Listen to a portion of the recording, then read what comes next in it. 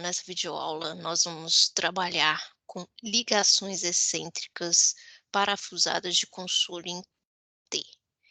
Então, vocês estão vendo aí, um exemplo a respeito desse tipo de ligação. Então, a proposta aqui é verificar, né, hã, a ligação em todo o seu contexto, né, com relação ao meio de ligação, ao elemento de ligação. Então, nós temos uma carga sobre esse console tem um formato em T, tá. Então nós temos uma carga QD, essa carga é igual a 3,5 quilonewtons por centímetro. A chapa as chapas, né, que compõem esse console são feitas com, o aço USE Civil 350, os parafusos são ISO classe 8.8, com diâmetro de 22 milímetros, e rosca no plano de corte, que saiu errado, opa, que saiu errado, deixa eu colocar aqui,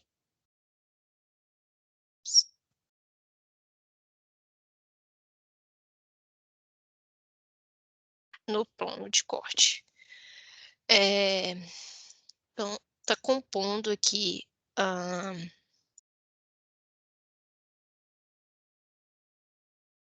a minha ligação, tá. Hã, que é uma ligação por contato, e nós temos uma solda com eletrodo S70. O suporte, que seria o pilar, tá, nós não vamos verificar.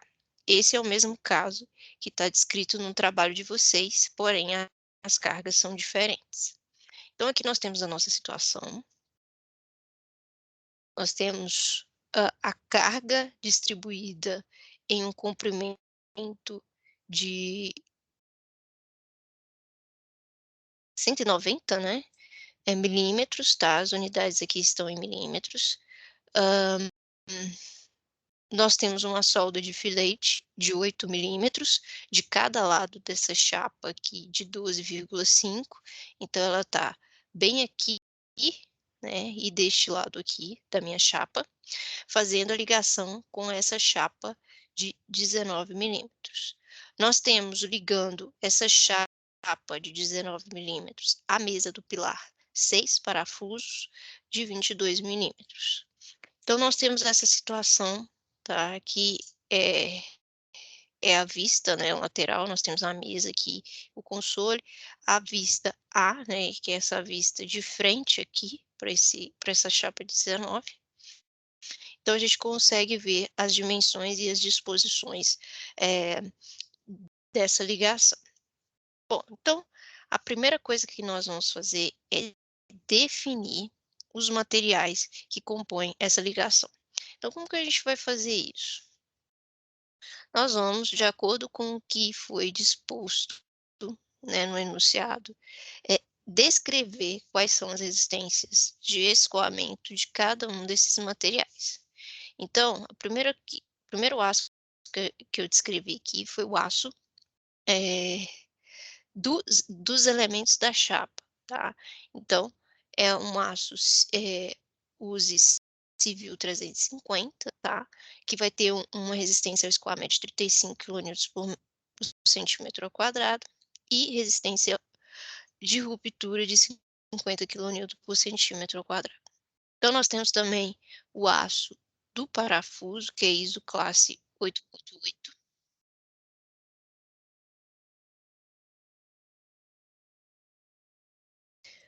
8.8, que vai ter uma resistência ao escoamento de 64 quilonewtons por centímetro quadrado e resistência à ruptura de 80 quilonewtons por centímetro quadrado. Para o eletrodo, né, E70, nós temos a resistência desse eletrodo igual a 48,5 quilonewtons por centímetro quadrado. Esse eletrodo específico, ele é compatível com o aço das chapas que estamos utilizando aqui para compor o console. Bom, se vocês tiverem dúvida com relação a onde encontrar esses valores, né, vocês podem entrar aqui na norma, no anexo A. que vocês vão ter tanto os ácidos estruturais, todos os ácidos estruturais. Aqui não tem os ácidos use civil, mas já passei esses dados para vocês. Nós temos aqui a tabelinha com os aços usados para os parafusos, então aqui a gente encontra esses aços também. Então, verificar conforme o diâmetro, né, do parafuso que está sendo utilizado para empregar tal, né, aço, né. Então o que a gente está usando é o ISO 4016, classe 8.8, né, que é esse daqui. Os metais de solda também nós temos aqui uma tabela, que é a tabela A.4, onde a gente tem também a relação da classe do eletrodo com a sua resistência, tá? Que é a resistência mínima à tração desse metal. Bom, dito isso, voltando para o nosso exemplo, percebam as siglas que estão sendo utilizadas para cada um desses materiais, tá? Para o aço das chapas, que são referentes aos elementos de ligação, a gente usa a descrição convencional que vocês já estão acostumados, né? FY e FU. E para o aço do parafuso, a gente usa FYB, tá? Então, o B vai designar que nós estamos falando do metal do parafuso, do aço do parafuso. E para o eletrodo, a gente vai usar o W para descrever esse material. Bom, então a próxima parte, que é o item B, a gente vai verificar as disposições construtivas de cada uma dessas ligações. A primeira ligação que a gente vai fazer a verificação é quanto os parafusos. Então, a gente tem que verificar, né, todas as disposições dos furos, enfim. Então, a primeira coisa que a gente vai verificar é o diâmetro do furo. Então, o diâmetro do furo, DH, vai ser igual ao diâmetro do parafuso, DB, mais a folga de 3 milímetros. Então, eu tenho diâmetro de 22 mais 3,5 milímetros. Então, 25,5 milímetros, certo? Então, eu já tenho definido qual que é o tamanho do furo dos meus parafusos. Próximo passo é determinar a distância entre os furos. Então, eu tenho aqui a relação entre centro a centro de furo dos parafusos. Então, ele não deve ser inferior a 3 vezes o diâmetro do parafuso e não pode ser maior que 24 vezes a espessura da chapa, tá? E a chapa da ligação, no caso aqui, né, a chapa que está conectada aqui, que faz parte do console, né, com os parafusos, é a chapa 19, ou, né, 300 milímetros, tá? Então, dessas duas relações, eu vou verificar com aquela de menor valor, tá? Então, vamos para o limite inferior. Então, 3 vezes o diâmetro do parafuso DB. Então, nós vamos ter um valor de 66 milímetros. No limite superior, né, o cálculo que eu tenho que fazer é esse daqui, 24 vezes T. E nesse caso, o T é a espessura da chapa que está ligada.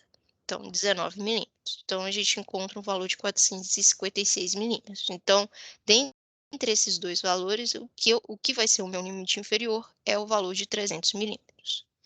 Bom, então o que seria, nessa disposição aqui, a distância entre centro a centro de furo? Seria essa distância que está relacionada aqui. Deixa eu apresentar essa distância para vocês. Então, seria exatamente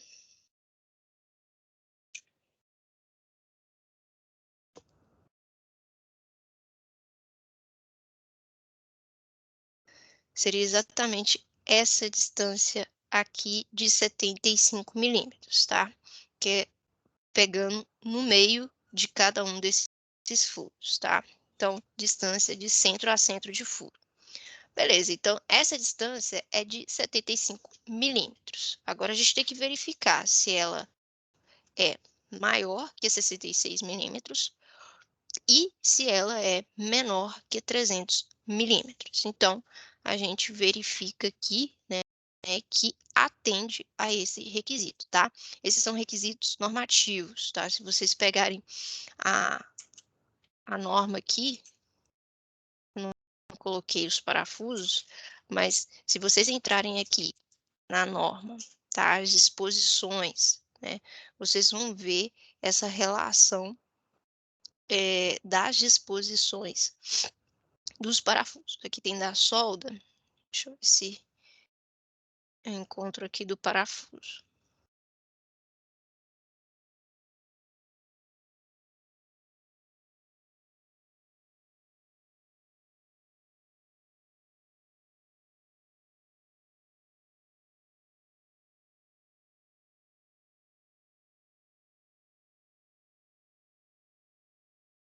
Nós temos aqui entrando a respeito dos parafusos, áreas de contato, né? Aí começa as forças de resistência, atração.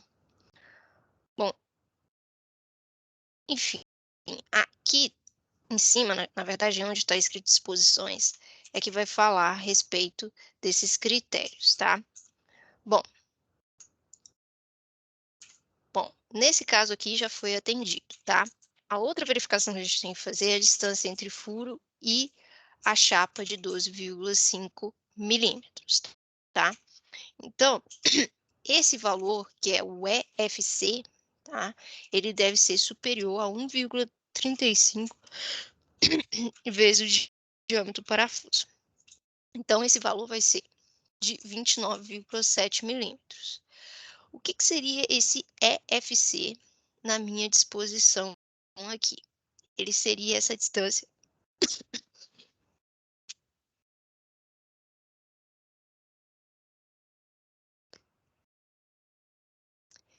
ele seria essa distância aqui, ó, da ligação do centro, né, do ponto central do furo até essa chapa de 12,5 milímetros, tá? Então, é uma distância de 35 milímetros, tá? Lembrando que a chapa é justamente essa chapa aqui, ó, que é a chapa de 12 milímetros, ok? Então, é a distância, né, do ponto central do furo até essa chapa. Joia. Então, esse EFC é igual a 35. E se a gente verificar, né, esse valor é superior a 29,7, então ele atende a esse requisito. Próximo requisito que a gente tem que avaliar é a distância dos furos às bordas, tá? Então, nós temos dois critérios, o inferior e o superior. O inferior, ele deve ser superior a 1,25 do diâmetro do parafuso. Então, 1,25 do diâmetro do parafuso é igual a 27,5 milímetros. O limite superior vai ser a relação entre 12 vezes a espessura da chapa ligada ou 150 milímetros, tá? Então, eu tenho que pegar sempre o menor valor. Então, o limite superior, 12 vezes T, que é a espessura da chapa de ligação, tá? 12 vezes 19 vai dar 228. Então, eu tenho que utilizar esse valor aqui para fazer a verificação. Então, o que seria o meu EFB? Né? O que seria essa distância dos furos às bordas?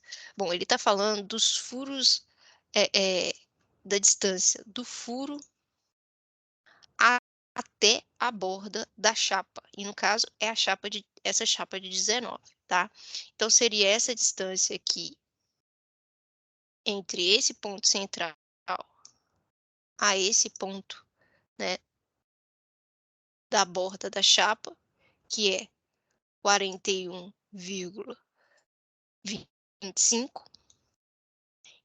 E, na verdade, aqui, tá, gente? Eu vou usar só 41,5, tá? e a distância desse furo aqui, do ponto central do furo, até essa outra borda da minha chapa, tá? Eu tenho 2 bordas aqui em torno desse furo, tá? E eu tenho que verificar para essas 2 distâncias. Então, essa distância aqui é de 60 milímetros. Então, eu vou fazer a verificação justamente para esses 2 valores, tá?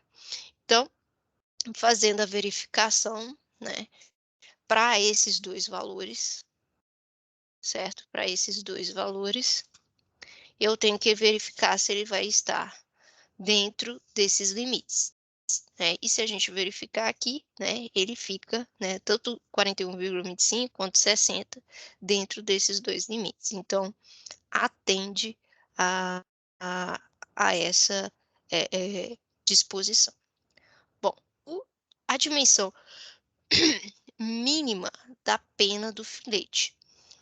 Bom, a dimensão mínima do filete, tá, entrando aqui na NBR 8800, em soldas, nós vamos encontrar aqui toda uma parte da norma falando a respeito das ligações soldadas, né, vai falar aqui, ó, de solda de filete. Tem uma tabela, né, com a compatibilidade no metal base com o metal de solda, tem toda uma especificação. A força resistente de cálculo, né, que deve ser verificado para cada tipo de solda, tá? Se tiver alguma dúvida, pode vir aqui, consultar essa tabela, ver o tipo de solicitação que está sendo, requerida naquele elemento e qual é a orientação da norma a respeito. E aí, nós temos aqui, ó, aqui é para solda, as limitações para solda de penetração, né, que são essas aqui, e nós temos para solda de filete.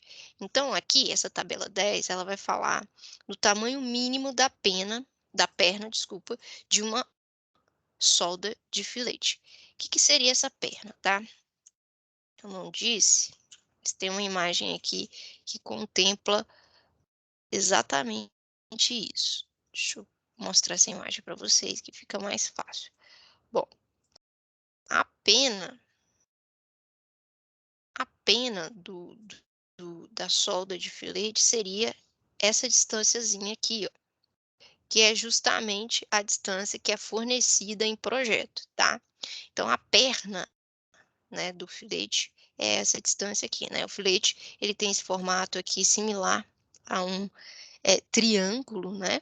Então, esse valor aqui, ó, da altura ou da base, né, desse triângulo, vai ser o meu valor de perna, tá? Que é chamado de DW. Então, se eu voltar aqui no projeto, ó, o valor da perna do filete é justamente esse valor aqui, ó, de 8 milímetros, tá? Bom, então o que que a norma fala a respeito do tamanho mínimo? Ela fala que a gente tem que fazer um comparativo a respeito da, da menor espessura do metal base, né, que é o elemento de ligação, tá? Com o tamanho mínimo dessa perna do filete, tá? Então, eu tenho que verificar, né, qual elemento, né? Eu tenho 2 elementos ligados. Qual que tem a menor espessura, tá? De chapa. Verifico aqui, entro aqui com esse dado, tá? E vejo se atende aos meus requisitos, tá? Então, então aqui eu tenho 2 chapas sendo ligadas, uma de 19 milímetros e outra de 12,5 milímetros. Ou seja, a chapa com menor espessura é essa chapa de 12 milímetros. Então, eu vou verificar com relação a esse valor, tá? Bom, um detalhe importante que quando fala de 6,35 até, eh eh, que ficou 6,35, 6,35. Quando fala assim, acima de 6,35, até 12,5, significa que ele está abrangendo todos os valores abaixo de 12,5, tá? Eh, excluindo o 12,5, tá? Então, aqui, quando falar acima de 12,5 até 19 milímetros, ele está incluindo esse valor de 12,5, tá? Então, tenha esse cuidado na hora de fazer a leitura, né, dessas tabelas, ok? Então, aqui eu já coloquei bonitinho essa descrição, né, que é aquela terceira linha, né, em que a espessura da chapa do metal base ou do elemento de ligação está entre 6,35 milímetros e 12,5 milímetros, né? Justamente no ponto que caiu, né? T é igual a 12,5 milímetros. Então, o tamanho mínimo, né, da perna do filete, ele tem que ser igual ou acima de 5 milímetros, tá? Então,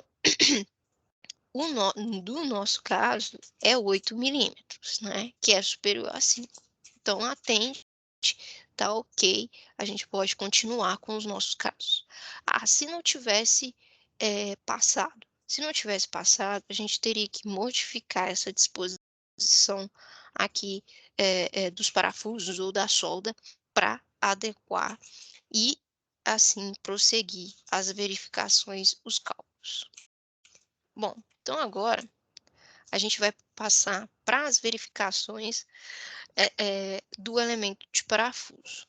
Então, para a gente verificar, né, o atendimento desse parafuso nesse projeto em específico, a gente precisa determinar os esforços solicitantes.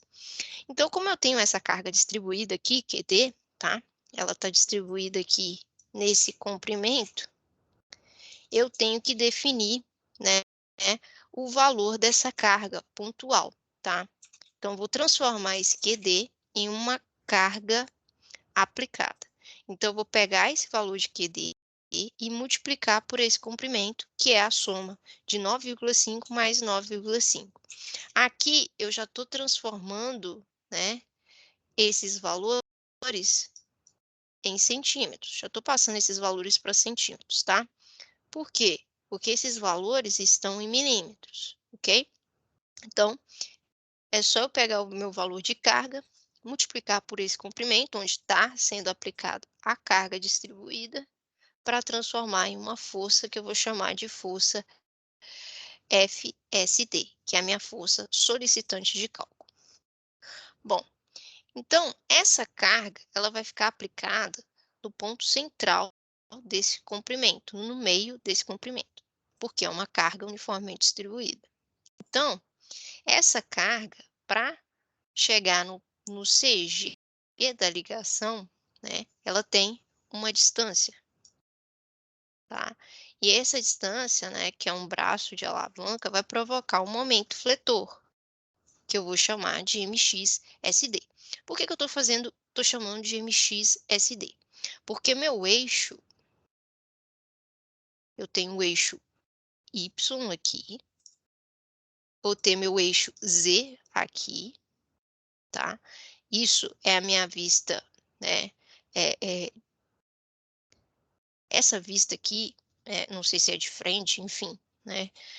É, é, é, ela tá no eixo YZ, no plano YZ, né? E quando eu olho nessa vista aqui, que é de frente aqui, né? Ao, a essa chapa de 19, né? Eu começo a ver o meu eixo X, tá? Passando aqui. Então, por isso que o momento é em relação ao eixo X, tá? Então, MXSD, que é o momento solicitante, tá? Então, esse momento solicitante, ele vai ser determinado por essa fórmula aqui. Eu vou pegar o meu valor de força que eu acabei de transformar aqui, né? Esse FSD, e vou multiplicar por esse braço de alavanca, que é a distância desse ponto aqui até, né, a até a mesa, né, do pilar, né, que vai ser a mesa do pilar não, desculpa, até essa chapa aqui, ó, de ligação, até o a a face onde eu tenho as ligações parafusadas, né. Então vai ser 9,5 mais 5, tá, eu tô transformando aqui tudo em centímetros, tá. Então aqui eu já transformei as minhas cargas, tá. Lembrando que minha carga que é QD é 3,5, tá, quilonewtons por centímetro, tá. Então deu 19 aqui, né, e o meu valor de carga foi de 26,5 quilonewtons. Bom, então essa carga aqui, esse FSD, né, se a gente olhar essa vista aqui, a gente percebe que ela provoca cisalhamento nos parafusos, tá.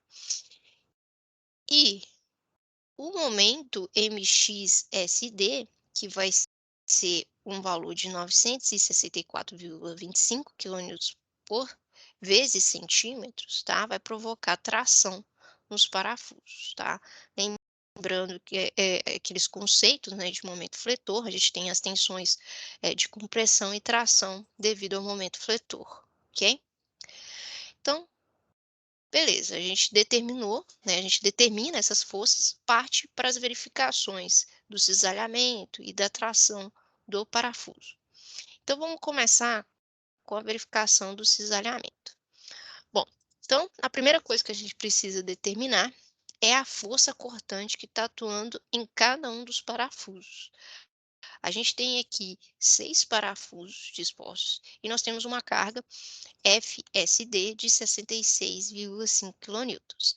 Essa carga ela vai se distribuir para esses 6 parafusos. Então, a carga, né, a força cortante solicitante em cada parafuso vai ser esse valor de 66,5 dividido pela quantidade de parafuso que eu tenho, tá? Os parafusos que estão sendo cisalhados, 6 no total. Então, eu vou ter uma carga de 11,08 quilonewtons. Perfeito. Então, agora eu preciso determinar a força cortante resistente de cálculo. O quanto que esses parafusos resistem a uma força cortante.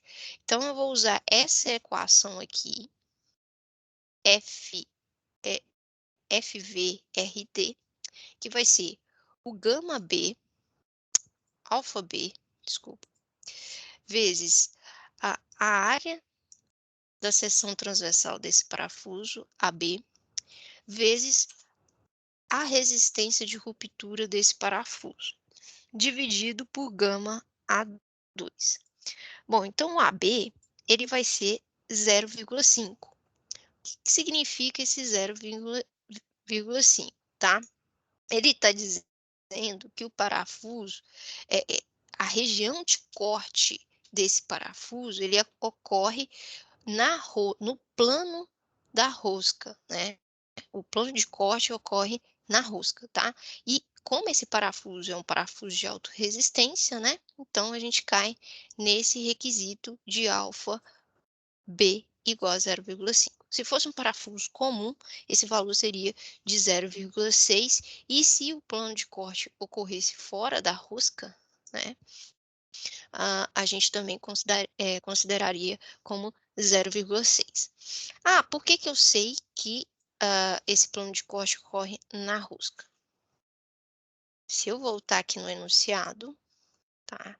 Ele fala exatamente isso, ó, possui o parafuso e tal, rosca no plano de corte, tá? Então, essa informação, ela é muito importante. Perfeito. Então tá, já sei o valor de alfa B, agora a gente precisa do valor da área da seção transversal do parafuso. Então, a área vai ser uma área de um círculo, né? Pi dB ao quadrado dividido por 4, nesse caso deu 3,80 centímetros quadrados.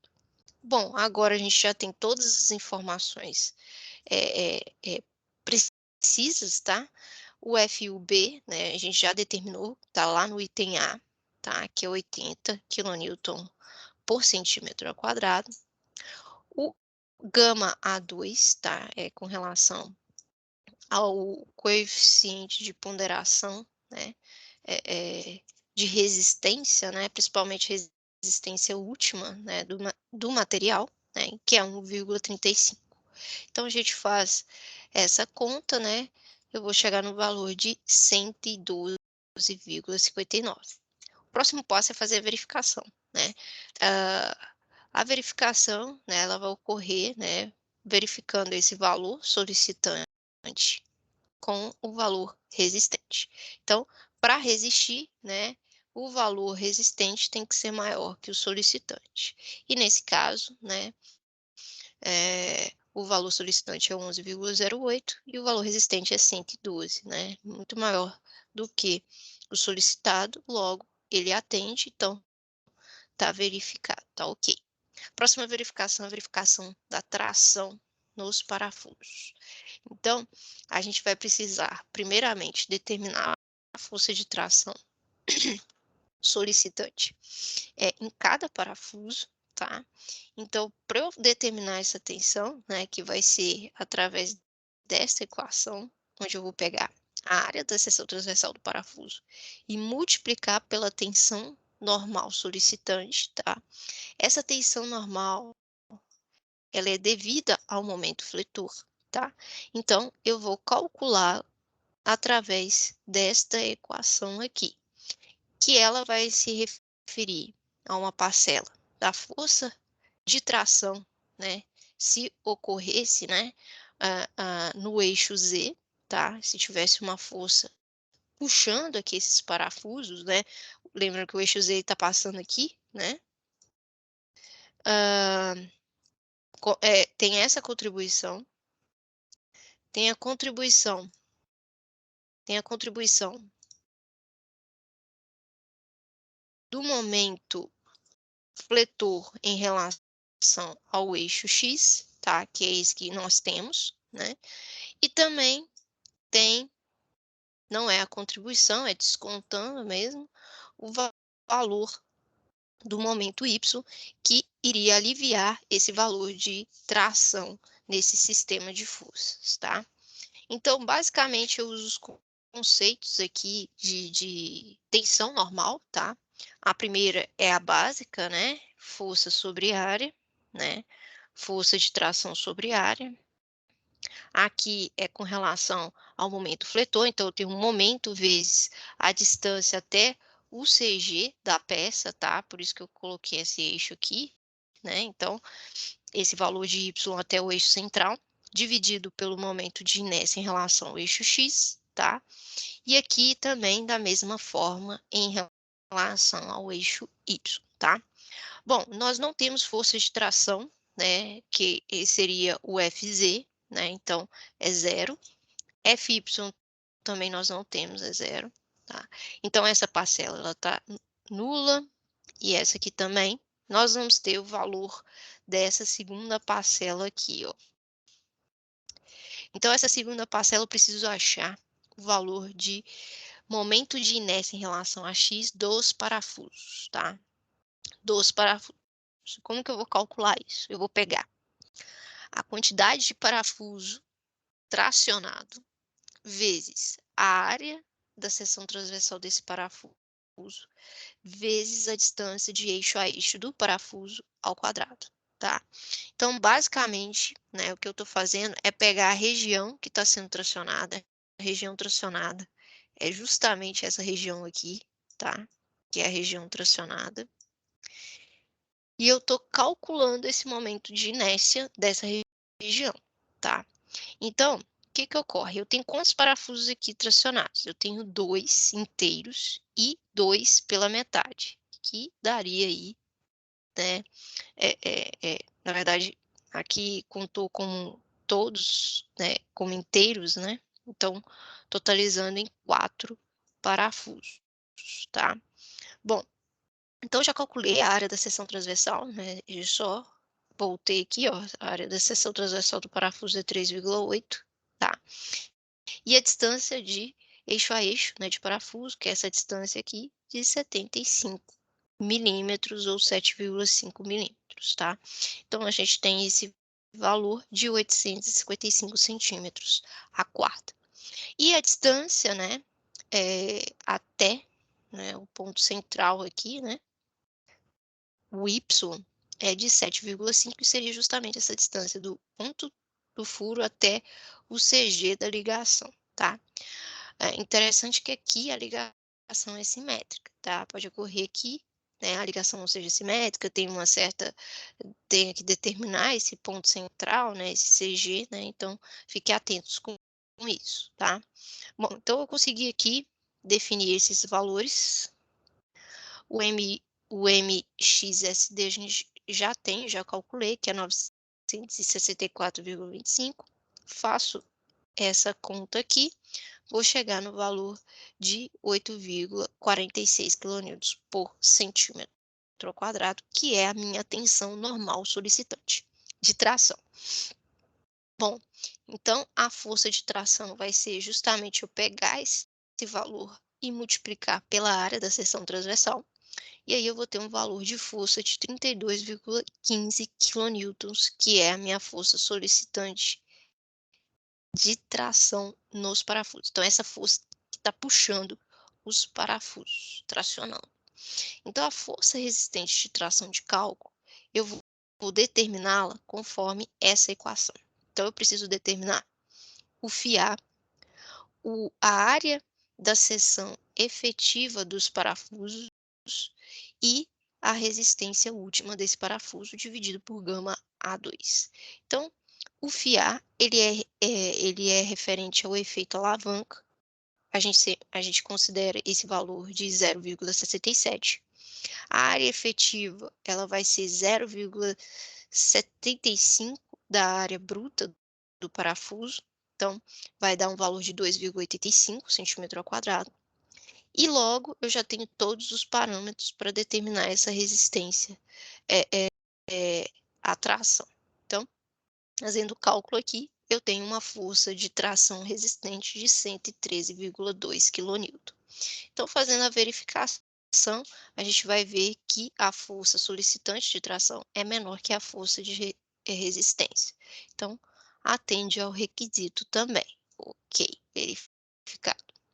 Bom, a próxima verificação que a gente tem que fazer, né, no parafuso ainda, é a combinação, né, dos esforços solicitantes de tração e cisalhamento.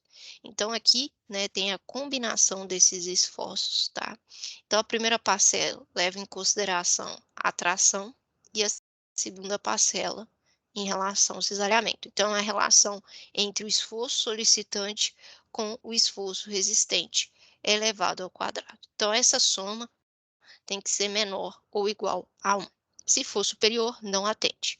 Bom, fazendo esse cálculo aqui, colocando os parâmetros que a gente acabou de calcular, né, dos itens U, C1 e C2, a gente vai chegar aqui, essas relações vai dar um valor de 0,09, o que é menor que 1. Então, logo, atende a essa verificação. Bom, a outra verificação que a gente precisa fazer com relação aos parafusos é a verificação da pressão de contato, tá? E que vai ser na pior condição, tá? Por que a pior condição é da chapa de 19? A gente está considerando que a mesa do pilar tem uma espessura superior que a chapa de contato. Então, eu sempre pego nessa verificação, na hora dessa verificação, a chapa que tiver a menor espessura, tá? Lembrando aqui, ó, só voltando aqui para vocês verem, tá? Que esse parafuso está fazendo a ligação dessa chapa aqui de 19 milímetros com a mesa do pilar, tá? Então, a gente está considerando que essa mesa do pilar, ela tem uma espessura superior que a mesa desse console, tá? Então, ela vai ser o pior caso, tá? E essa pressão, né, de contato, né, é, é, ela é ela é devida justamente a essa força que a gente calculou, que é essa força FSD, né? É aquela mesma força que provoca o cisalhamento, ela também vai provocar uma pressão de contato entre as chapas, tá? Então, a gente faz essa verificação, tá? Que vai ser essa força transmitida pelos parafusos, tá? Através da parede do furo.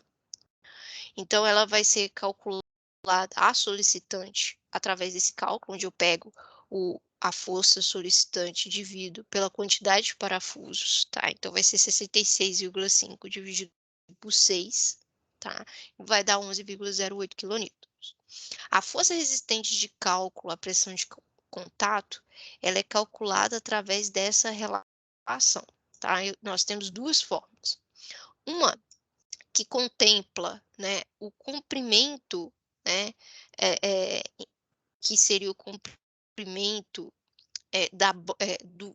da borda do furo, a borda adjacente, né, em relação à direção da força, tá? A gente vai ver o cálculo disso.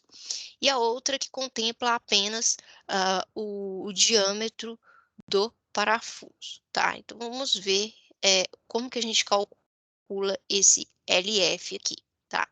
Esse LF, né, é a distância na direção da força entre a borda do parafuso e a borda adjacente ou entre a borda do furo e a borda da parte ligada.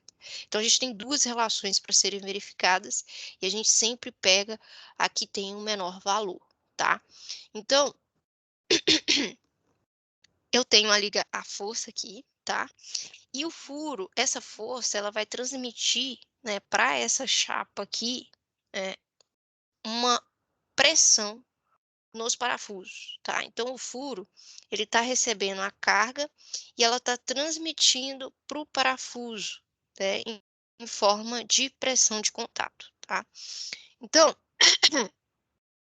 esse primeiro comprimento é o comprimento e que eu pego essa distância, né, que é o EF, tá? A distância entre eixo a eixo e de centro a centro de furo, menos, né, o furo, tá?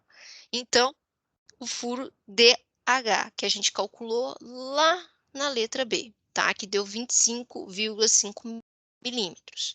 Então, transformando tudo em metros aqui, tá? Em tudo centímetros, desculpa, a gente vai ter uma diferença de 7,5 menos 2,55, que vai dar 4,95 centímetros, né? Que seria esse, seria, na verdade, esse comprimento aqui, tá? Esse comprimento. Então, ele está calculando, né, esse LF aqui. Joia? Esse é o primeiro LF que ele está calculando, ok? Bom, o segundo LF que ele vai calcular é entre a borda do furo e a borda da parte ligada. Então, ele vai pegar essa distância aqui, ó. Então, ele pega a borda do furo até a borda da chapa ligada. Então, eu tenho o 6, né, 60, menos a metade do diâmetro do furo, né, que vai ser 2,55 dividido por 2, que vai dar 4,73 centímetros, tá? E eu sempre pego o menor valor dessas duas relações, que vai ser o 4,73 milímetros. Ah, por que que eu não faço a verificação dessa distância aqui até essa borda da chapa ligada? Porque eu sempre tenho que verificar o comprimento na direção da força, tá? Então a força, ela tá nessa direção aqui, ó, né? Então eu tenho que verificar sempre nessa direção. Então eu tenho sempre 2 FL, LF. Posso ter mais LF? Posso, dependendo do tipo de disposição, eu posso ter mais de 2 LF, ok? Bom, a espessura que aparece aqui nessas duas equações aqui vai ser a espessura da menor da chapa com menor valor de espessura, né? Que eu já comentei para vocês, que no caso é a chapa de 19 milímetros. Bom, então, fazendo os cálculos aqui, lançando aqui na equação todos os dados que a gente já obteve, né? Nessa primeira equação aqui, né? A gente vai obter um valor de 399,4 quilonewtons. Na segunda, né? Estão todos os dados certinho, né, o diâmetro do furo, né, espessura da chapa, né, a tensão última, né, nós vamos ter aí, estes seguintes valores, ok? Bom, a verificação, né, eu vou avaliar, né, se a pressão, né, solicitante, ela é menor do que a resistente, né, e com novamente, né, foi verificado, né, atendeu a esse requisito também. Bom, a próxima verificação vai ser com relação à flexão, né, da chapa de 19 milímetros, tá. Isso, né, é com relação ao processo de alavanca, tá, dessa chapa, né. Como tem um momento fletor, né, e tem a força de tração, então essa chapa ela está sendo puxada também, né, eh, devido a esse momento fletor, ok. Então a gente primeiro, né, vai fazer a verificação do uso do procedimento de cálculo, tá. Então, eu só posso usar os cálculos que eu vou mostrar aqui, só depois que eu fizer essa verificação aqui. Então, vamos lá. A verificação é quanto a essa distância A ser menor ou igual a uma distância B. E o que que seria essa distância A e o que que seria essa distância B? A distância A seria a distância entre o ponto central do furo até a borda da chapa ligada. E o ponto B seria a distância do eixo central do furo até, né, a chapa, né, interna, aqui ligada, né, que seria essa chapa mais interior aqui da peça. Então, no nosso caso, tá, se a gente voltar lá em cima, nós vamos ver que essa distância A, ela tem o valor de 41,5, né, lá estava 41,25, né, a partir daqui eu acabei usando 41,5, tá, gente. Eh, e o valor de B vai ser 35 milímetros, tá. Então, vai atender pa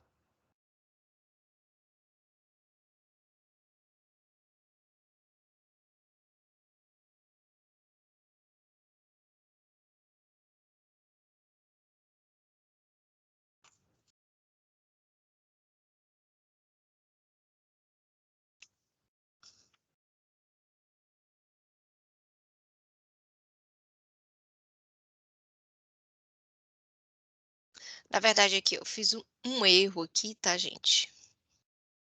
É claro que se for essa relação aqui não vai verificar, tá.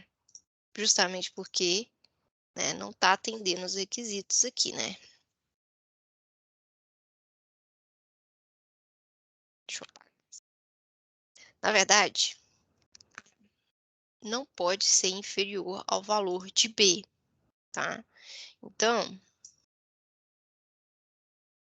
tem que ser maior que B, ok? Desculpa esse erro aí.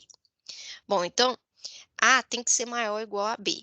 Então, o A nosso aqui deu 41,5, né, e o B deu 35 milímetros, tá? Devido às disposições, da ligação. Então, atende, então eu posso continuar com o procedimento de cálculo. Então, para eu continuar, eu vou determinar o momento fletor solicitante. O que que seria esse momento fletor solicitante? É eu pegar a força de tração solicitante, aquela força que a gente calculou lá anteriormente, aqui ó, nesse item aqui ó, essa força aqui ó, a gente calculou ó, que deu 32,15 e multiplicar por essa distância B, tá? Então, era basicamente eu pegar essa força que está aqui, né, em cada um desses parafusos, né, a força de tração que está nesse parafuso e determinar esse momento, tá? Até esse ponto aqui, ok? Então, vai dar 112,53 quilonewtons por centímetro. Espera aí, por centímetros, né? Na verdade, tampou aqui a imagem. Deixa eu enviar essa imagem para trás. Não enviou. Enfim, é centímetros aqui. Bom, então a gente precisa determinar uma largura de influência, tá?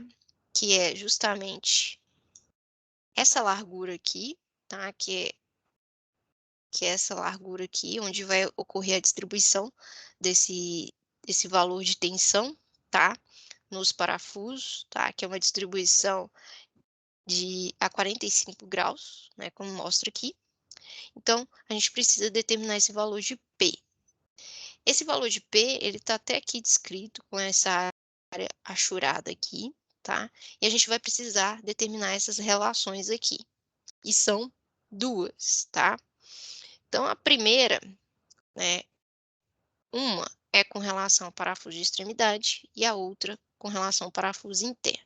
Com relação ao parafuso de extremidade, eu vou sempre olhar esse parafuso que está mais próximo da borda, tá? Que é essa primeira achure aqui, e vou fazer a verificação, tá? Então, a verificação vai ocorrer o seguinte: primeira parcela, eu tenho que pegar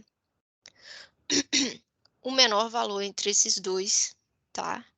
Para incluir no meu cálculo. Então, eu vou pegar o valor de E1 e comparar com essa soma de B mais a metade do diâmetro do parafuso. E1 é essa distância interna aqui de eixo a eixo de parafuso, ok?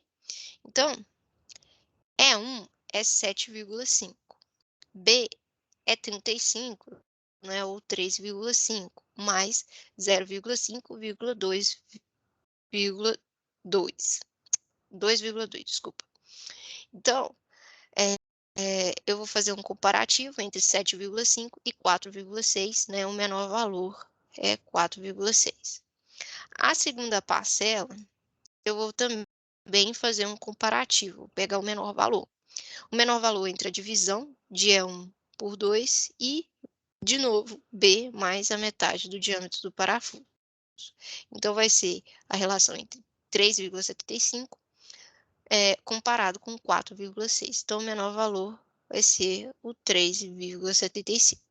Então, aqui eu peguei os menores valores dessas duas relações e fiz a soma, que deu 8,35 centímetros.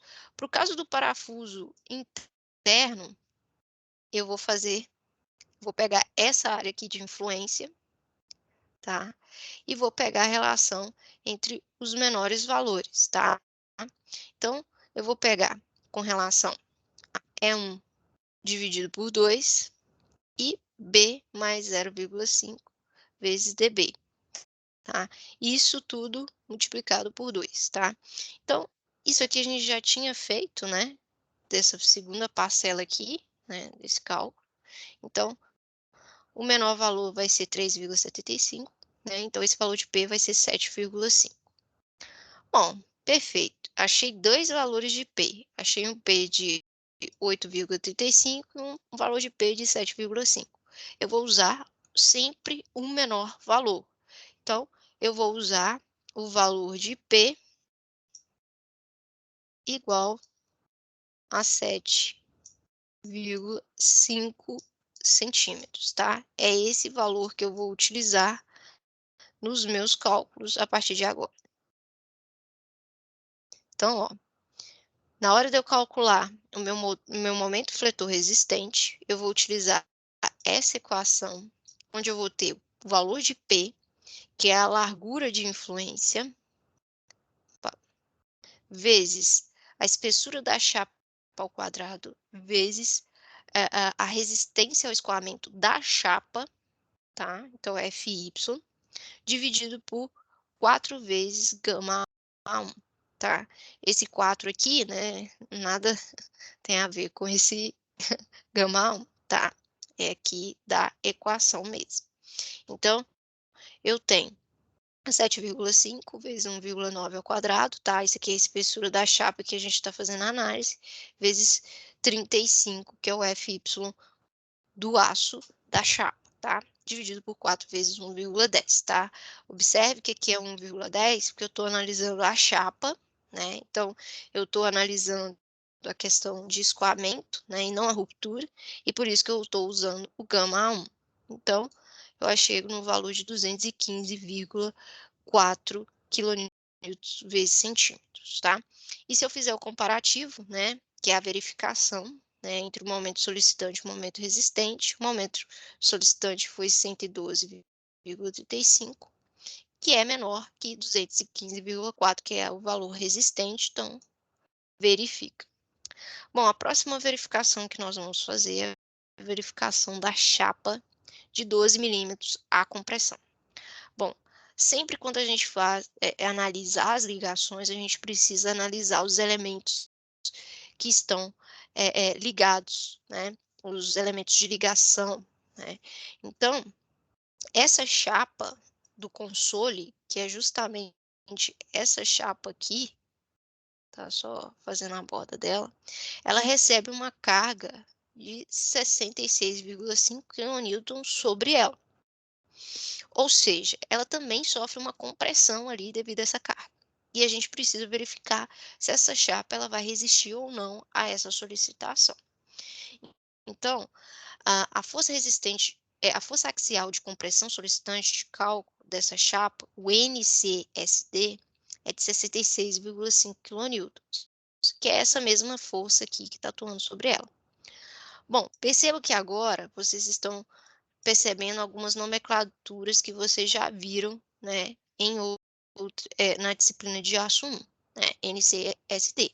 Por quê? Porque aqui a gente está verificando o metal, o aço, né, do elemento estrutural. Então, a gente vai seguir aquele roteiro, né, da NBR 8800 para a força axial de compressão resistente de cálculo, né, dos perfis. Bom, então a gente vai analisar essa força, né, resistente através dessa equação, né, que é a equação que a gente conhece, né, para fazer essa determinação.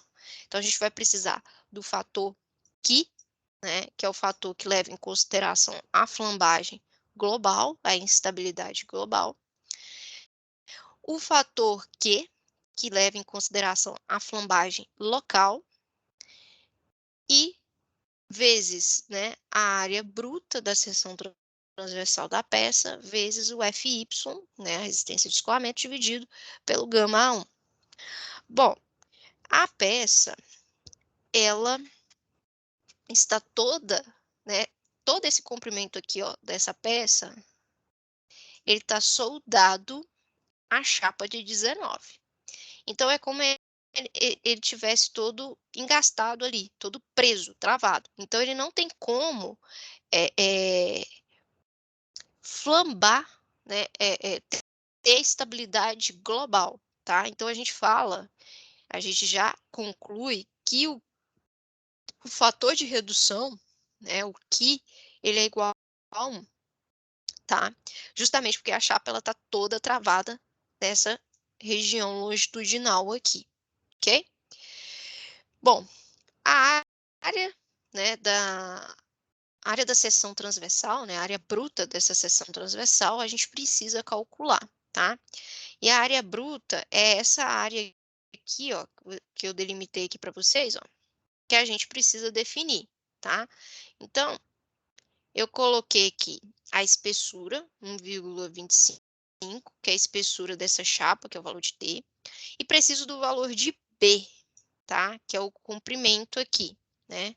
Então, o comprimento ele vai ser esse 9,5 mais 9,5 mais 5, estou transformando aqui tudo em centímetros, tá? Esse 5 aqui, ele vai até a mesa do pilar. Então, eu preciso tirar a espessura dessa chapa aqui, ó, de 19 milímetros. Então, eu tenho que subtrair com 1,9. Então, tá tudo aqui, ó, é para determinar o valor de B, tá? Então, vai ser igual a 1,25 vezes 22,1, né, que vai ser igual a 27,23 centímetros ao quadrado. Bom, no momento em que a gente vai fazer a verificação da estabilidade global, global não, desculpa, local, né, a gente tem uma seção retangular retangular e uma seção em que tem apenas um ponto de ligação, que é uma estrutura apoiada e livre, ok? Então, a gente só verifica, né, só calcula o QS, tá? Porque não tem QA, não tem elemento apoiado, tá? É só a chapa ali ligada, né? Uma extremidade está presa, a outra está livre, né? Então, apenas elementos A.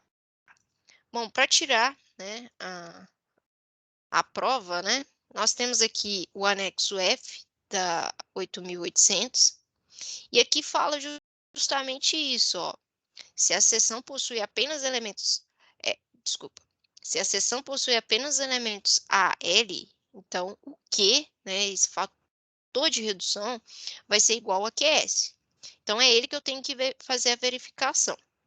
Então, beleza, né? Para eu fazer a verificação, eu preciso primeiro determinar a relação B sobre T da chapa. Então, eu vou pegar o valor de B que a gente acabou de calcular, 22,1, dividir pela espessura, 1,25, e dá 17,68. Bom, a partir daqui, né, são os procedimentos que a gente já viu, né? Mas eu coloquei de novo só porque vai mudar, porque a seção não é a seção que vocês estão acostumados. A seção que nós temos aqui, né, do perfil, é uma seção retangular. É diferente das seções que a gente já havia visto antes, tá? Então, os valores de B limite, né, que a gente tem para verificar, a gente vai determinar através da nossa tabelinha, marquei ali grupo 4. Nós temos essa tabelinha aqui, F.1, que vai nos dar os valores de B sobre T limite para a gente fazer a verificação. Esses primeiros valores aqui são dos elementos A, a gente precisa dos elementos AL. O primeiro tópico, ele fala sobre abas de cantoneira simples ou múltiplas providas de chapa de travejamento. O nosso elemento não é desse tipo. No quarto grupo, fala de mesas de seções I, H, T ou U, mas não é o nosso caso, né? Nosso elemento não é mesa de nenhum desses tipos de perfis.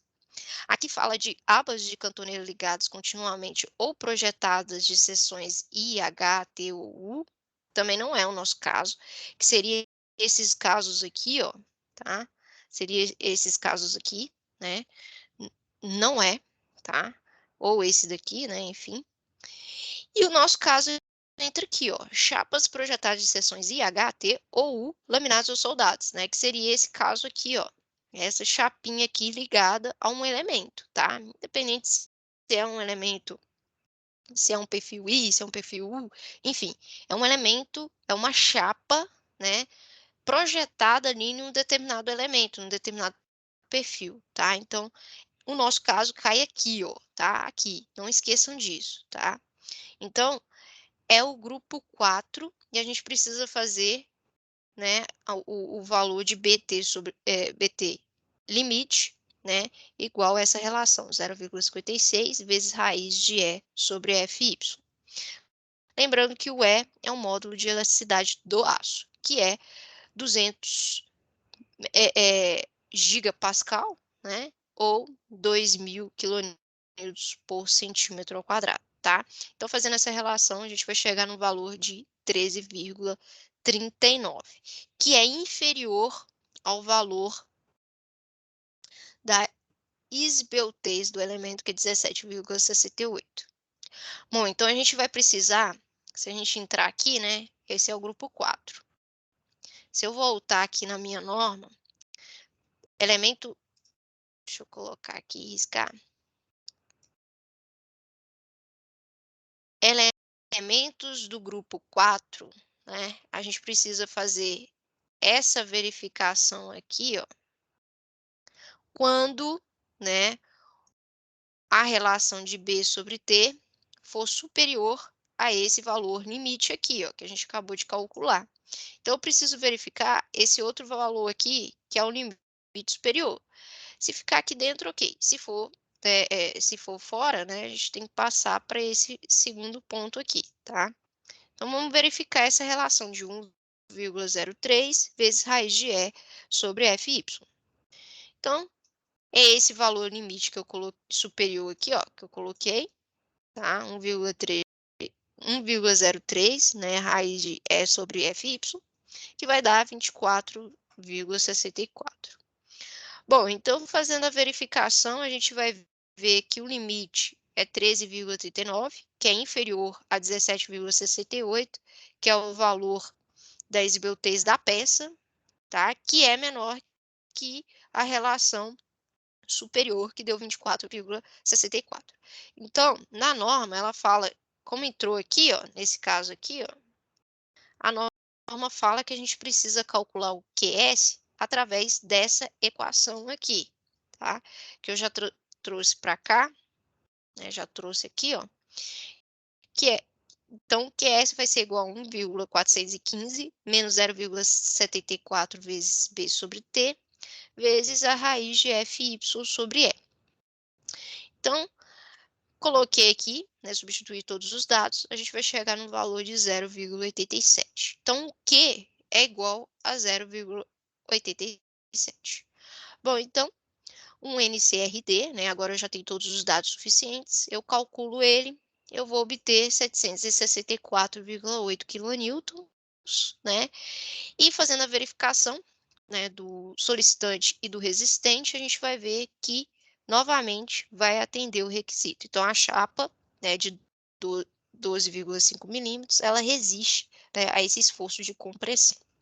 Agora, a gente precisa verificar, né, ainda nessa chapa de 12,5, com relação à flexão. Né? A gente fez a verificação da flexão para a chapa de 19. Agora, a gente precisa fazer para a chapa de 12,5. Então, primeiro, antes de mais nada, eu preciso determinar o momento solicitante nessa chapa. Então, para eu determinar esse momento solicitante de cálculo, tá, eu vou considerar esse trecho aqui, tá, gente? Então, eu vou levar essa carga aqui, ó, de 66,5 até esse trecho aqui, até esse ponto aqui central aqui, tá?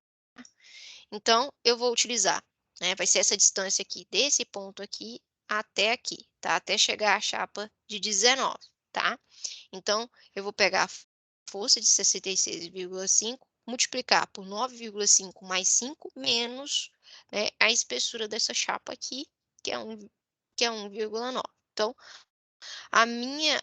o meu momento solicitante é de 837,9 quilonewtons vezes centímetros. Bom, agora, a partir de aqui, né, eu preciso calcular o momento resistente. E esse momento resistente de cálculo vai ser verificado conforme a gente viu para peças fletidas, tá? E se a gente for verificar peças fletidas, eu esqueci de pôr um ponto aqui, pronto, anexo G, tá? A gente precisa entrar nesse anexo G aqui da NBR 8800.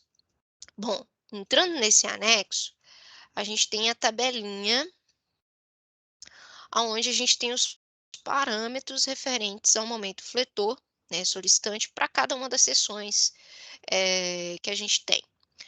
Bom, eu já marquei aqui, tá? Porque a nossa seção não é uma seção I, não é uma seção H, não é uma seção U.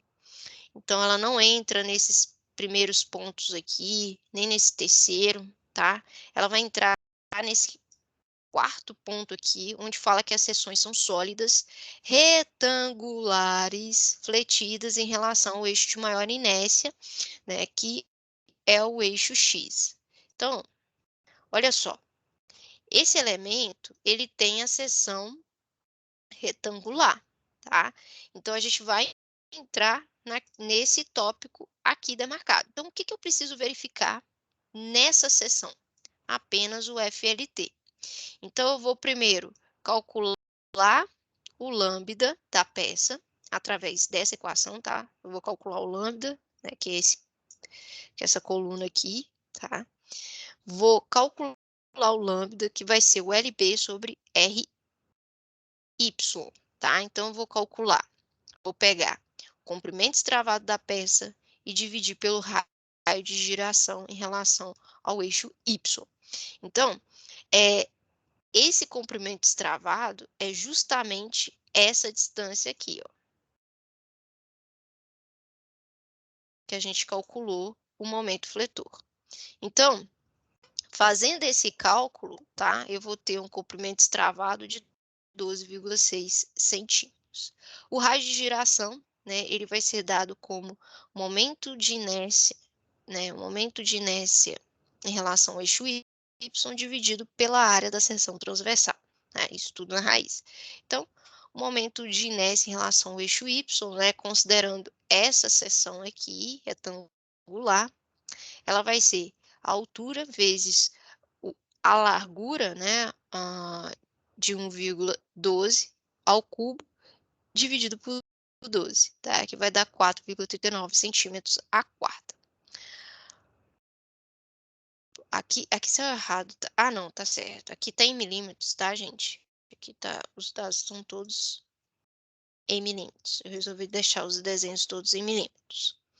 Bom, a área da seção transversal é essa área aqui, que eu estou considerando, 27 vezes 1,25, né, que vai dar 33,75. E aí o raio de giração vai dar 0,36. Então, meu lambda é de 35. Bom, então se a gente entrar aqui, né, a gente precisa fazer a verificação do lambda P, né, que é correspondente à plastificação da seção, tá? Então, o lambda P vai ser igual a 0,13 vezes o E, dividido pelo momento plástico da seção, vezes a raiz do momento torsor vezes a área da seção transversal. Então, eu preciso calcular o momento de plastificação, a torção e a área. A área a gente já calculou, né? Então, o momento de plastificação da seção vai ser o módulo Zx, né, vezes Fy, né? Então, calculando esse módulo estático aqui, né, que é o Zx, vai ser a espessura da chapa vezes a altura ao quadrado dividido por 4, né? Nós vamos chegar no valor de 227,8 centímetros ao cubo. O momento de plastificação vai ser 7.973 kN vezes centímetros. O momento de torção vai ser o 27, né, que é a altura, né, o comprimento total da seção, vezes a sua espessura, 1,25 ao cubo, dividido por 3, que vai dar 17,58 centímetros a quarta. Logo, o meu lambda P, né, vai ser igual a 7,94, né, que a gente percebe que é inferior a 35, logo a gente vai precisar calcular também o lambda R. Então, o lambda R é igual a 2 vezes E dividido por MR, que vezes a raiz de J vezes A.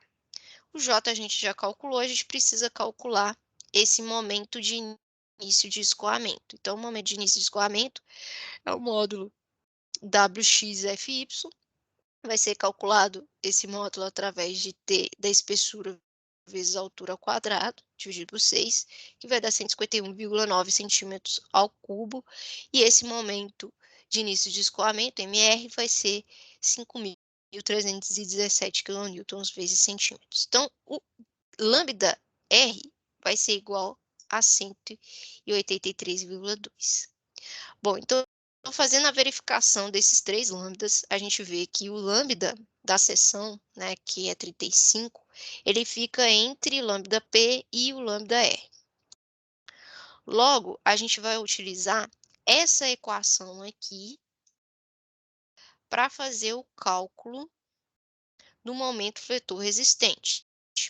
Lembrando que esse valor tem que ser menor ou igual à relação entre lambda PL, né, que é o momento de plastificação, dividido pelo gama A1. Bom, então, substituindo todos os valores aqui, né, considerando CB igual a 1, né, considerando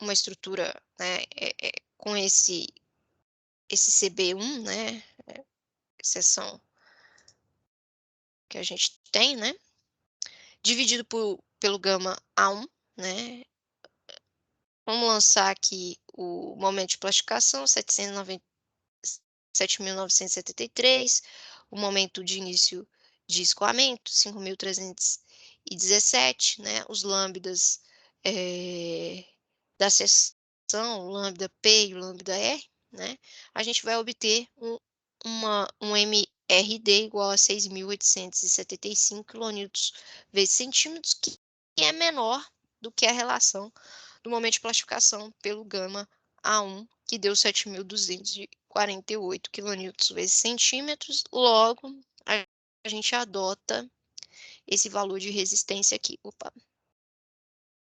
de 6.875, logo atende a verificação, né? Porque o meu momento solicitante é de 837, então resiste à solicitação. A próxima verificação é com relação ao cisalhamento, então novamente eu vou fazer a verificação da chapa de 12,5, com relação à solicitação do esforço cortante, tá? Então, o esforço cortante ele vai ser provocado por essa força de 66,5 quilonewtons. A força axial de compressão, aqui saiu errado, né? Resistente, de cortante, né? Solicitante, vai ser calculado através dessas duas relações. Perceba que aqui a gente não vai utilizar aquelas relações que a gente viu para chapas solicitadas por força cortante. Aqui é uma outra equação que a gente usa apenas para elementos ligados, tá? Então, quando a gente verifica essas ligações, esses elementos de ligação, tá? A gente utiliza essa forma para fazer a verificação do cisalhamento. Então, a gente precisa analisar essas duas situações aqui, tá? Principalmente porque a gente tem furos, né? Então, há uma redução, né, da seção efetiva dessa peça, tá? Então, a gente vai ter um com a seção bruta e um com a seção efetiva. Então, a região de ligação dessa chapa de 12, né, de 12,5, essa região aqui, ó, tá? Que é onde vai ocorrer o cisalhamento. E é justamente onde tem a solda. Então, o valor de AGV, né, que é a área bruta da seção cisalhante, e o ANV, que é a seção líquida cisalhante, vão ser iguais. E vão ser iguais à seção transversal da peça, que é 33,75 centímetros ao quadrado. Perceba que um é com relação à resistência de ruptura e o outro é a resistência de escoamento, tá? Então, fazendo esses dois cálculos, a gente vai chegar no valor de 644,3 e outro de 750 quilonewtons. A gente sempre vai adotar o de menor valor, e o menor valor deu 644,3 quilonewtons. E aí a gente faz a verificação, né? Obviamente que atende, né? Porque a nossa força é de 66,5, né? Que está atuando na nossa peça, né, e a resistente é de 644. Bom, a próxima verificação é a combinação dos esforços combinados, né, que esses esforços de flexão e de cisalhamento na peça, né, na chapa. Então, a gente faz essa verificação, né, através do critério de escoamento de von Mises. Então, a gente usa essa raiz aqui, onde leva em consideração as tensões normais, né, em relação ao eixo X, Y, e também as tensões de cisalhamento da seção, tá? E essa raiz deve ser menor ou igual à razão de Fy sobre gama A1, né, que seria a tensão de escoamento. Bom, a tensão normal solicitante na direção X, ela vai ser calculada através dessa equação, onde eu vou pegar o momento solicitante na direção X e dividir pelo modo estático, né, desse eixo, né? Então vai ser 964,25 dividido por 227,8, que vai dar 4,23 kN por centímetro ao quadrado. Com relação à direção Y, nós não temos tensão justamente porque nós não temos momento no eixo Y, em relação ao eixo Y. Tensão de cisalhamento, a gente vai pegar a tensão solicitante e dividir pela área da seção transversal, então a força de 66,5 dividido pela seção transversal, que é 33,75, 1,97 kN por centímetro ao quadrado. Logo, a gente consegue jogar na fórmula e fazer a verificação, né? Então, a gente joga aqui na fórmula, na raiz, a gente vai chegar no valor de 5,43, tá? Que vai ser menor do que essa relação de 35 dividido por 1,1, que é 31,82 kN por centímetro ao quadrado, e logo irá atender. Bom, a próxima verificação que nós vamos fazer é com relação ao rasgamento da chapa de 19 milímetros. Isso ocorre na região de ligação. Então, a chapa de ligação, ela está com ela pode ter essa tendência de ruptura. Então, a gente precisa fazer essa verificação. O que acontece? Acontece que com essa força, né, que está sendo aplicada aqui, né, essa força FSD, né, ela provoca aqui uma região, essa região em vermelho, que pode, né, rasgar, né, pode desprender totalmente da chapa, como também pode desprender dessa chapa essa região que está em roxo, tá? Então, a gente precisa fazer essa verificação dessas regiões, ok? Então, a gente vai calcular a força solicitante de cálculo, né, que é justamente essa força de 66,5 kN, que vai provocar esse rasgo. A força resistente de cálculo, ela vai levar em consideração esses dois critérios, e a gente vai verificar com relação ao cisalhamento da peça. Então, essa região aqui, ela vai ficar cisalhada, e essa região aqui, ó, vai ficar tracionada. Então, a gente precisa fazer a combinação desses dois esforços aí. Então, o ANV vai ser referente à área da seção líquida, sujeita ao cisalhamento, e o AGV vai ser com relação à área bruta sujeita ao cisalhamento. Então, essa área AGV é essa área aqui, ó, essas duas áreas aqui. Então, aqui eu coloquei como se eu tivesse tirado o corte aqui e apresentado aqui para vocês, tá? Então, aqui já está a região que eu preciso calcular essa área, tá? Lembrando que aqui é a espessura da chapa, que é o T, e aqui eu preciso calcular esse comprimento, tá? Então, esse comprimento aqui, ele vai pegar aqui, ó, no meio do furo, tá? Percebo que está pegando no meio do furo, até essa extremidade, tá? Então, o que eu fiz? Multipliquei por 2, porque são duas regiões, tá? São essas duas regiões aqui, ok? Vezes a espessura, tá? De T, que é a espessura da chapa, 1,9, vezes, eu tenho que calcular esse comprimento todo aqui, que é 2 vezes 7,5, que são esses comprimentos aqui, né, a distância entre os furos, mais 6, né, que é essa distância final aqui. Então, vai dar uma área de 79,8 centímetros quadrados. Bom, a área líquida é a área descontando as regiões do furo. Então, é como se eu pegasse essa área bruta e descontasse aonde tem os furos. Então, eu fiz justamente isso. Peguei a área bruta e subtraí pelas áreas dos furos. Quantos furos que eu tenho aqui?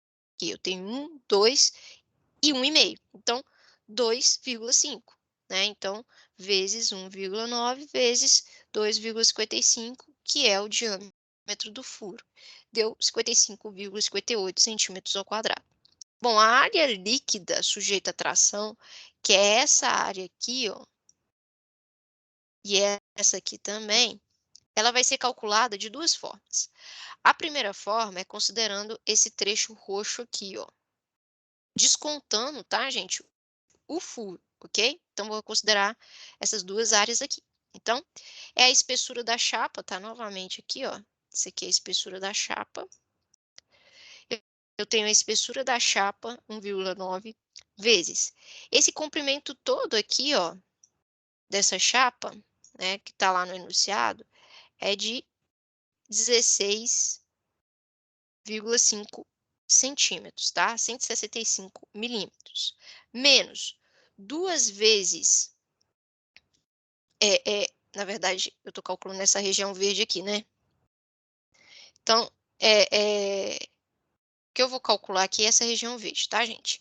Então, eu vou pegar esse comprimento todo e vou descontar justamente esses pontos laterais aqui para pegar essa região central aqui, ó. Então, vai ser 16,5 menos 2 vezes 4,15, que é justamente essa distância aqui, né, essas duas distâncias aqui, menos 2,55, porque eu vou pegar metade desse furo e metade desse furo, tá? Então, vai dar 10,74 centímetros ao quadrado. Bom, o segundo, né, é considerando agora essas áreas em roxo aqui.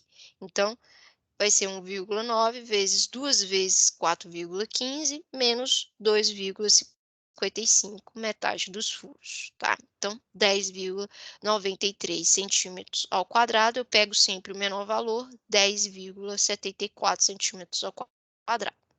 Bom, aqui, ó, quando a gente analisa aqui, tem um CT aqui, que ele é um coeficiente que relaciona o nível de uniformidade da tensão de tração na área líquida, né? É o CTS.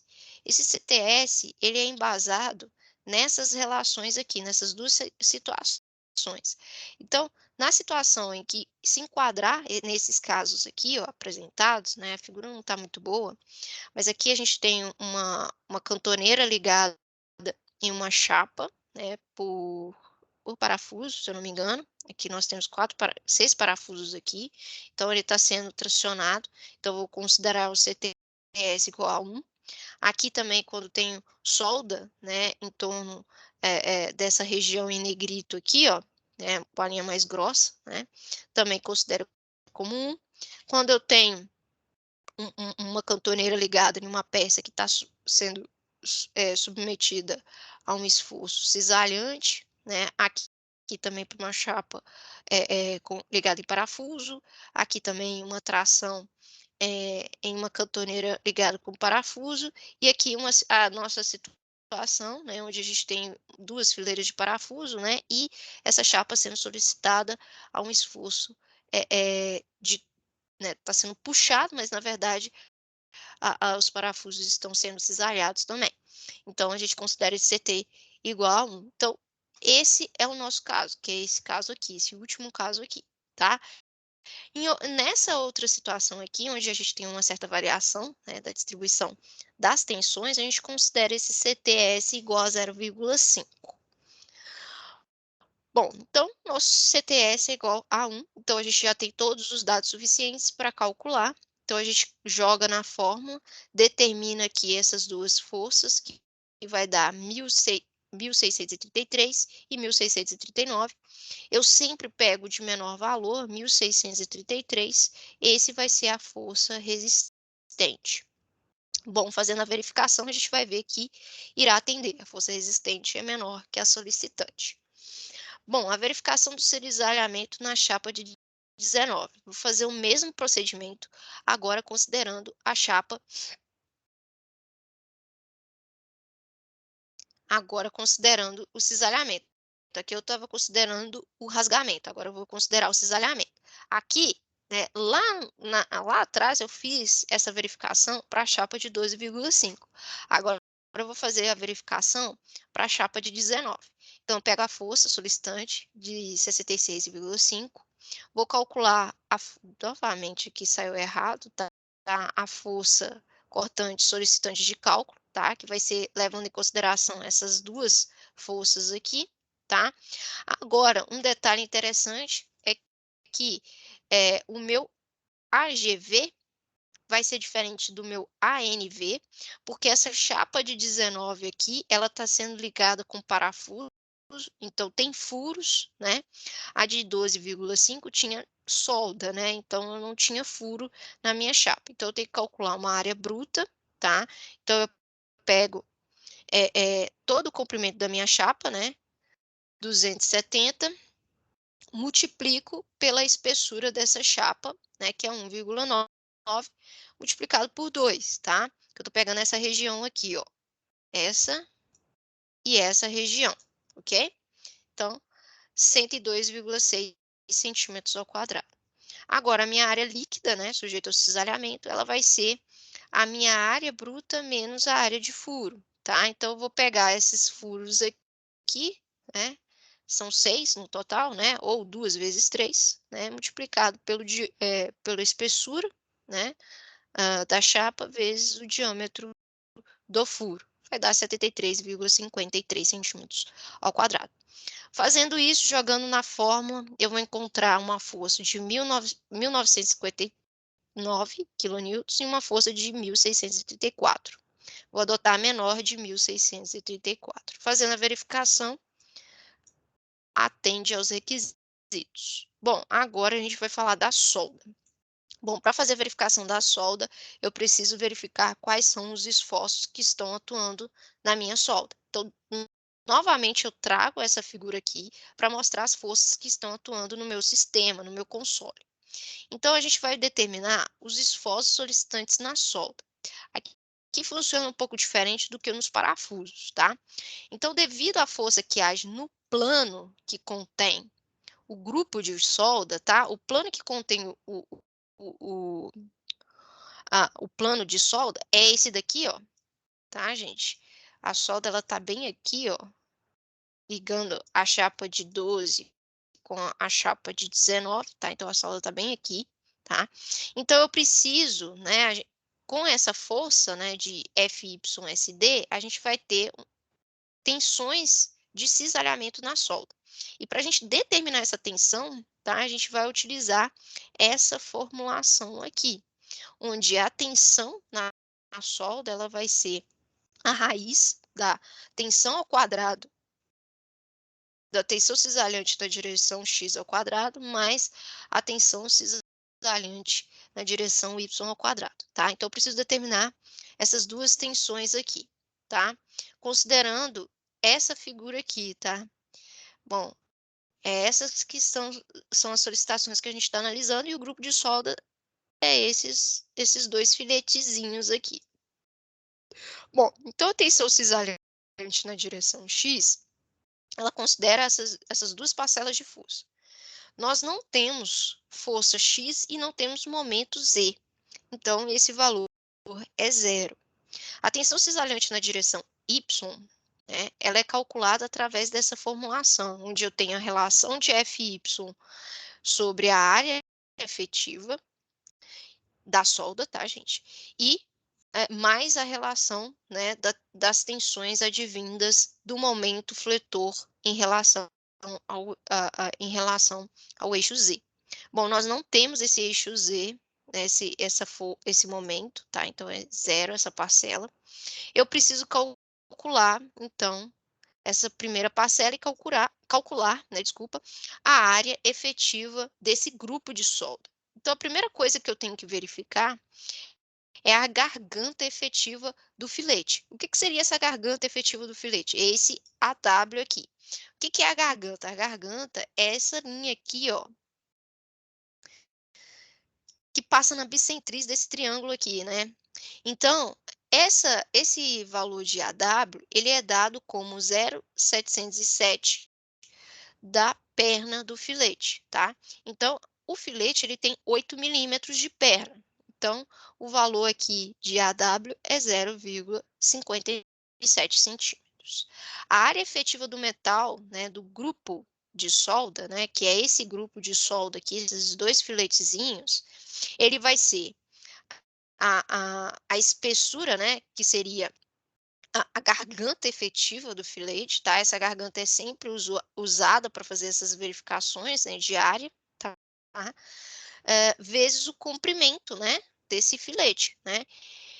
Aqui é multiplicado por 2, né? O comprimento do filete é 270 milímetros, ok? Então, está multiplicado por 2 porque são 2 filetes. Então, vai dar uma área de 30,78 centímetros ao quadrado. Portanto, a gente consegue calcular, né, essa essa tensão cisalhante na direção Y, né, que vai ser igual a 2,16 kN por centímetro quadrado.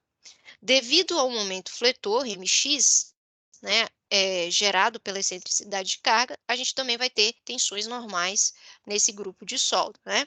Então, aqui, ó, a tensão mx vai provocar tensão normal nesse grupo de solda. Então, a gente vai precisar também calcular, né, as tensões normais, né, através dessa equação aqui. De cara, né, a gente sabe que nós não temos força na direção z, então isso é zero, e também não temos momento em y, que também vai ser zero. Então, a gente vai calcular apenas essa segunda parcela aqui da equação. Então, a primeira coisa é calcular o momento de inércia em relação ao eixo x do grupo de solda. Como que eu vou fazer isso, tá? A gente vai considerar esses dois filetezinhos, ok? Então, a gente vai pegar a seção transversal desses filetes, né? E vai calcular como se fosse uma seção retangular, tá? Então, base vezes altura ao cubo dividido por 12, vezes 2, que são dois filetes, tá? Então, a altura, tá? Considerando aqui, né? É como se tivesse, né, deitado, tá? É 0,57 vezes 27 ao cubo dividido por 12. Faltou o 2 aqui, né? Vai dar 1.870 centímetros a quarta. Bom, fazendo o cálculo, né, dessa tensão aqui, né, o valor de Y, né, vai ser a metade, né, a tensão, o ponto onde está sendo aplicado a carga é aqui, né, CG, então essa é a distância aqui,